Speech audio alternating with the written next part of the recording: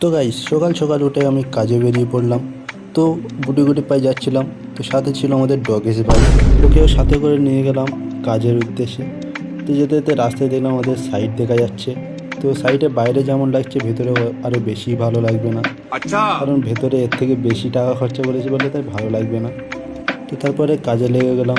তারপরে ভাই বললো যে ট্যাঙ্ক থেকে কাটিং মেশিন বার কর। আমি কাটিং মেশিনের বদলে গাছ কাটার মেশিন বার করে নেবো ভাবছিলাম। তো সেটা আমি নিলাম, গাছ কাটার মেশিন বার করে নিলাম।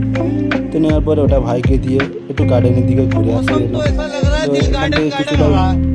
মনটা হালকা করে নিয়ে আবার সাইডের দিকে রওনা দিলাম। তো গাইস এবার দেখতে পাচ্ছি একটা গাড়ি, এই গাড়িটা अच्छा। অনেকেই চেনো, এর নাম রেঞ্জ রভার। তবে এর আসল নাম কি জানো? এই দেখো আসল নাম, না মনে কি যে ভাবো তোমরা, যেটা যা আসল নাম হয়। তো দেখো আমি বলেছিলাম না সাইডে বাইরের দিকে ভেতরে আরও খারাপ। মজা করছিলাম। তো গাইস আজকে পর্যন্ত এতটুকু, চলো দেখা হচ্ছে নেক্সট ব্লগে। ধন্যবাদ।